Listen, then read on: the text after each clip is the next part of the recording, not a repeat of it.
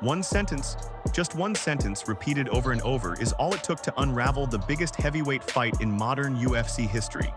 It wasn't a punch, a kick, or a submission that brought Jon Jones's reign to an end.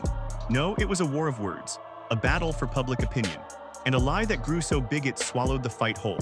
This is the story of how a complete breakdown in trust between the sport's biggest star and its most powerful promoter caused a legendary showdown to collapse into dust, ending with the shocking retirement of the man many call the greatest of all time. And right in the middle of it all was UFC CEO Dana White.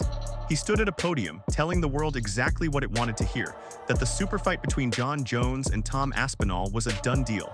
For fans, that was all they needed. The GOAT versus the division's most dangerous new contender. It was finally happening. But behind the curtain, a totally different story was playing out. One of denial, frustration, and a massive disconnect that would eventually push Jon Jones to walk away from the sport for good. To really get how we got here, you have to understand the lay of the land. Jon Jones, the controversial, brilliant, and seemingly unbeatable champion, had just come back from a 3-year break to take over the heavyweight division. He made it look easy, submitting Cyril Gane in March 2023. His legacy was set in stone, but the heavyweight belt was his final piece of the puzzle. His first defense was supposed to be against the legend Stipe Miocic, a fight that felt less like a real contest and more like a victory lap. But MMA waits for no one. Jones suffered a nasty injury that took him out of the Miocic fight, and the UFC did what it always does. It moved on. An interim title was created, and that's when Tom Aspinall stepped in. He's a fast, powerful, and scary good heavyweight from the UK. At UFC 295, Aspinall knocked out Sergey Pavlovich in just over a minute and had that interim belt wrapped around his waist. And just like that, everything changed. Jones wasn't just the returning king anymore, he was a champion with a clear and present danger waiting for him. Aspinall wasn't just some interim champ. He was the future knocking on the door of the past. To a lot of people, the Miocic fight now felt like a nostalgia trip, a detour from the real fight the division needed, Jones versus Aspinall. The collision course seemed inevitable. Aspinall started campaigning for it. At first, he was respectful, but his calls for a unification bout got louder and more urgent. He said he didn't care about the money or a big name, he just wanted to unify the titles. He was chasing the undisputed championship, and Jon Jones was the man who had it. As 2025 got going, the entire MMA world was asking one question: when are Jones and Aspinall going to fight? The UFC and Dana White in particular seemed hell-bent on making it happen. In press conferences and media scrums, White started planting the seeds. He'd grin and tell everyone the fight was in the works, that it was going to happen. Soon, those assurances turned into flat-out statements. The fight was done, White claimed. We had the fight done a long time ago. This was the official story from the UFC. It was a simple, powerful narrative. The promotion delivered the fight everyone wanted, and now they were just ironing out the details. Rumors were flying that it was being targeted for Madison Square Garden in November. As far as the public knew, the biggest heavyweight fight of the year wasn't a question of if, but when. But Jon Jones was telling a very different story. While Dana was selling the fight to the world, Jones was on social media, basically laughing it off. He downplayed Aspinall as a challenger, threw out other names like Alex Pereira, and even teased a fantasy fight with Francis Ngannou, a guy who wasn't even in the UFC. For every confident promise from Dana White, there was a cryptic tweet from Jones that made it sound like they weren't even on the same planet, let alone the same page. Jones's denials got louder and way more direct.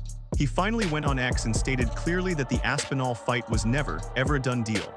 If the fight was done, trust me, I would be fighting, Jones wrote, directly calling out his boss.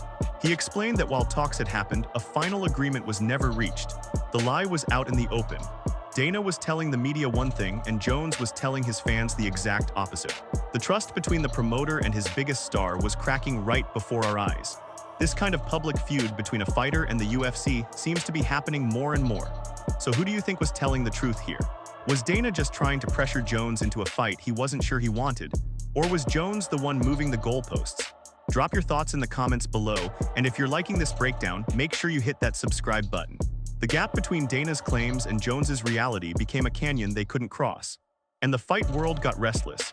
Fans, who mostly believed Dana's side of the story, started turning on Jones, accusing him of ducking Aspinall. The frustration was real. A fan petition to strip Jones of his title actually started gaining steam. Other fighters, like Curtis Blades, were arguing that Jones had been out so long he should be stripped of the belt anyway. Aspinall was caught in the crossfire, and he became the good guy in this story, a champion in waiting held up by backstage politics. He admitted he was getting tired of it all, that he just wanted to fight. The man had been training for a solid year without an opponent, just trying to stay ready while the entire division was stuck in limbo. As the public pressure cooker got hotter, Dana White's tone started to change. The slick promoter who promised a done deal was gone, replaced by a frustrated boss. He started setting public deadlines, saying that if the fight wasn't made soon, the UFC would have to move on. At the same time, Jones looked like he was already moving on. He was spotted in Thailand filming a reality show, posting about living his best life, and acting completely unbothered by the mess he was leaving behind. He even talked about his competitive fire being out, saying he'd only fight again if the itch comes back. Then, the final blow. On June 21, 2025, Dana White stepped up to a microphone at a press conference in Azerbaijan and made a bombshell announcement. "Jon Jones called us last night and retired," he said point blank. Jon Jones is officially retired. Tom Aspinall is the heavyweight champion of the UFC. And just like that, it was over.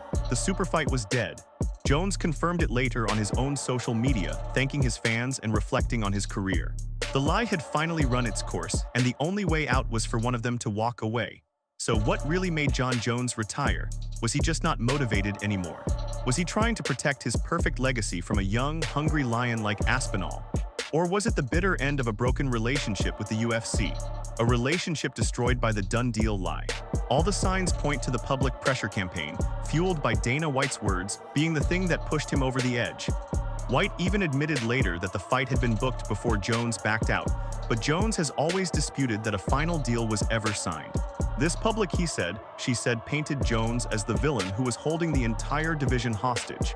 He was getting slammed for ducking a guy he never even had a signed contract to fight. So faced with a PR battle he couldn't win and a promotion that seemed ready to force his hand, Jones made the only move that gave him back control. He retired. His exit kicks off a new era for the heavyweights, with Tom Aspinall finally the undisputed champion, ready to be the active king the division needs. But it also casts a long shadow over Jon's legacy. He didn't go out in a blaze of glory. He went out in a storm of confusion and bad blood. That lie didn't just kill a fight, it may have cut short the career of the greatest fighter we have ever seen. And it leaves all of us with one big question. In the cutthroat world of the UFC, where narratives are weapons, who really has the power? The fighter inside the cage or the man selling the tickets?